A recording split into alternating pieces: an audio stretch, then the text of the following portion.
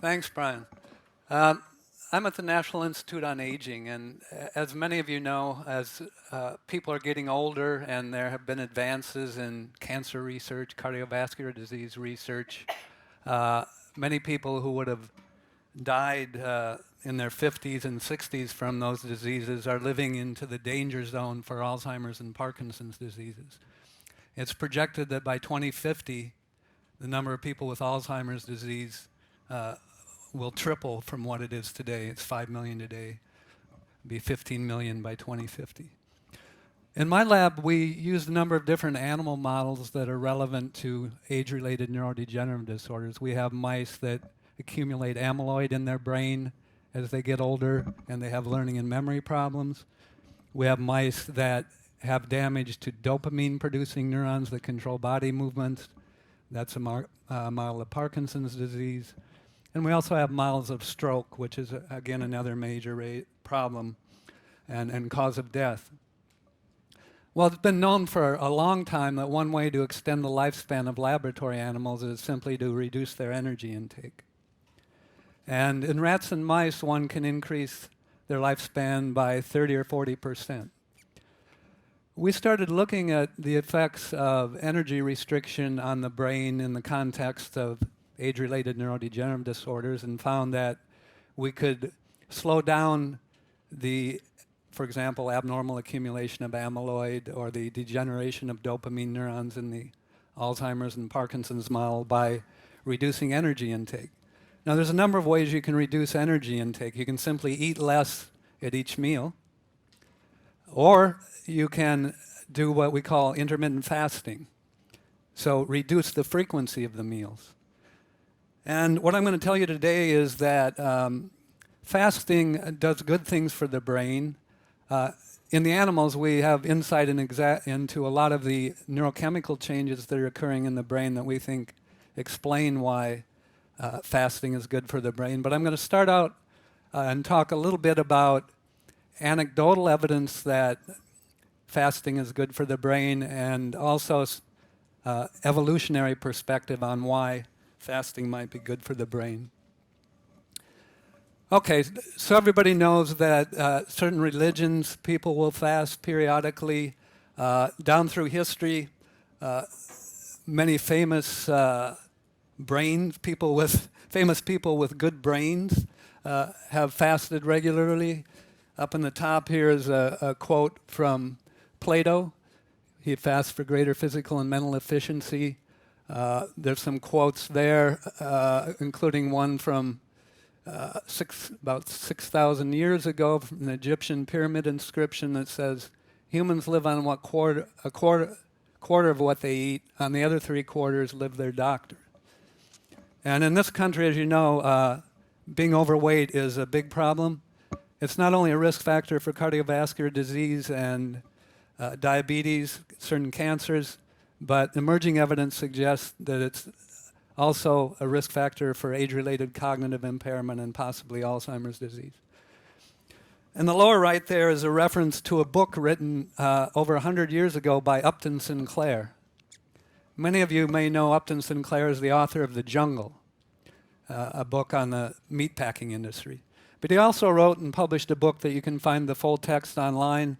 It's called The Fasting Cure, and in that book he interviews 250 people who had some ailment and went on a fast for various lengths of time, and except in a handful of cases, their health condition improved. Okay, before I focus on the brain, which will be the main part of my talk, I just want to point out that there's evidence, not just from animals, but from humans, that fasting is good for the body. It will reduce inflammation. It will reduce oxidative stress in organ systems throughout the body. And one thing that happens when you fast that does not happen when you eat 3 meals a day is that your energy metabolism shifts so that you start burning fats.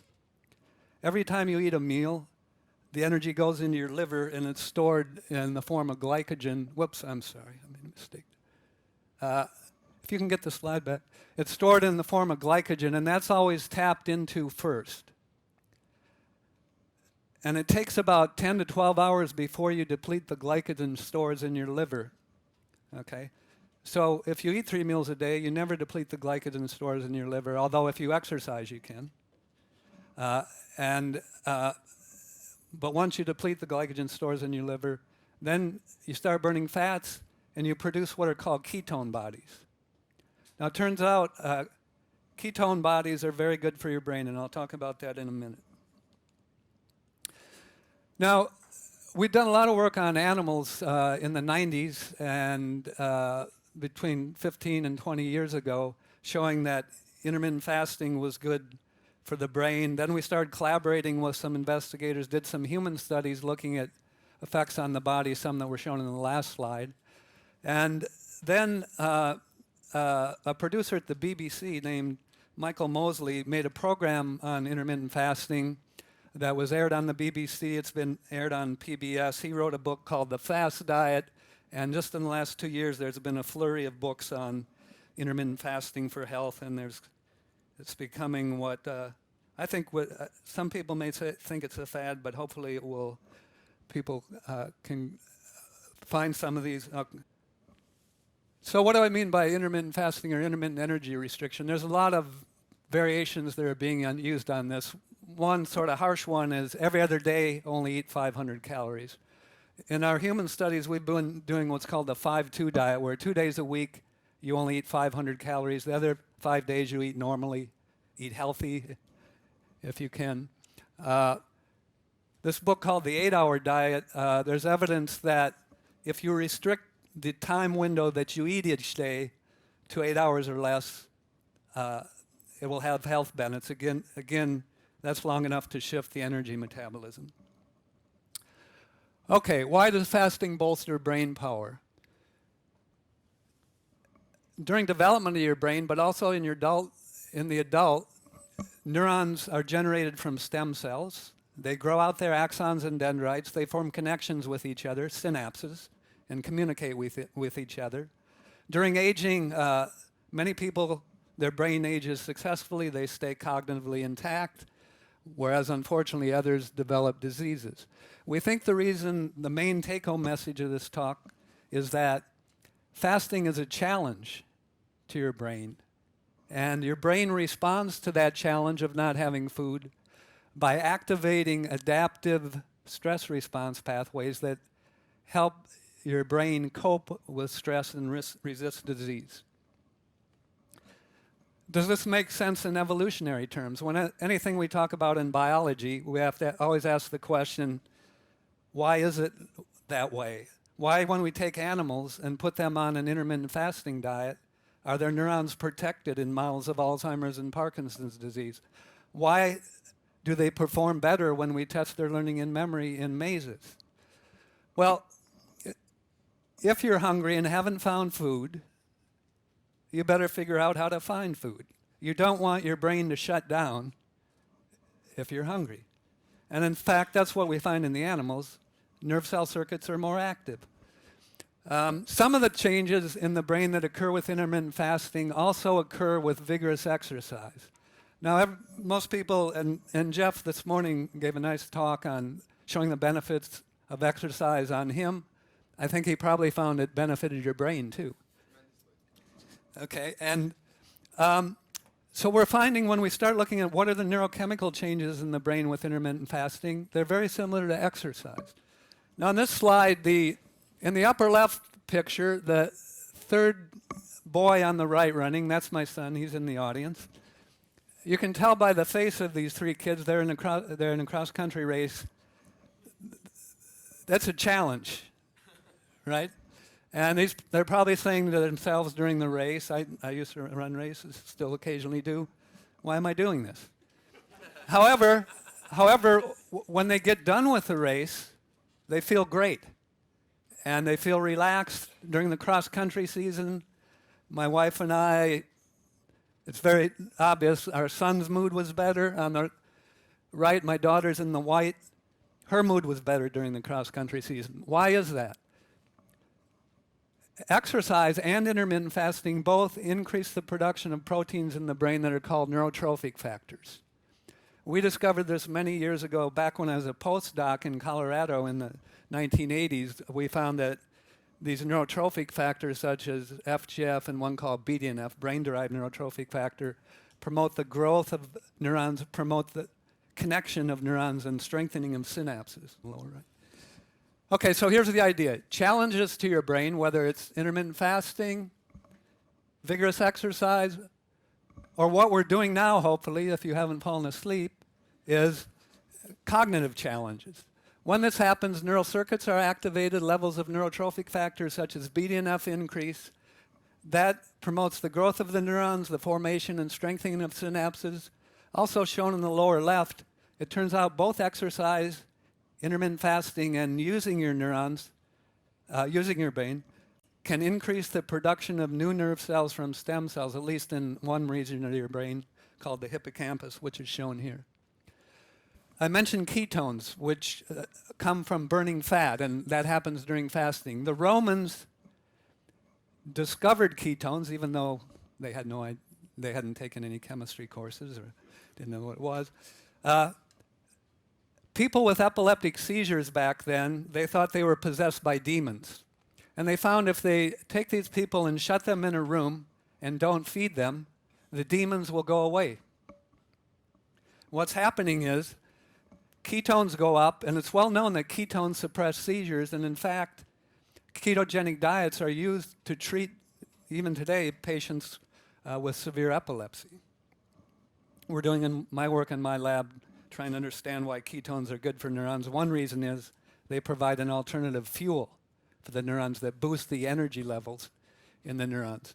Recently, we discovered that fasting, by increasing BDNF levels in the brain, this neurotrophic factor, can increase the number of mitochondria in your nerve cells.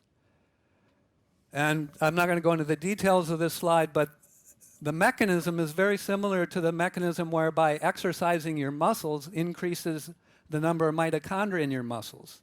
The fasting is a mild energetic stress, and the neurons respond adaptively by increasing mitochondria, which helps them produce more energy. And in this paper cited down here in Nature Communications, we recently showed that by increasing the number of mitochondria in neurons, it can increase the ability of the neurons to form and maintain synapses and thereby increase learning and memory ability. In addition to the increasing neurotrophic factors and increasing the energy, neuronal bioenergetics, if you will, we have found that intermittent fasting will enhance the ability of your nerve cells to repair DNA. So right now, and also probably exercise and also intellectual challenges. And again, what's happening in this case, when you're using your neurons, exercising your neurons, it causes a mild oxidative stress. And at the same time that there's increased oxidative stress, the cells are enhancing their ability to repair oxidative damage to DNA. Why is it that the normal diet is 3 meals a day plus snacks? It isn't that it's the healthiest eating pattern. And that's my opinion, but I think there's a lot of evidence to support that. There are a lot of pressures to have that eating pattern. There's a lot of money involved.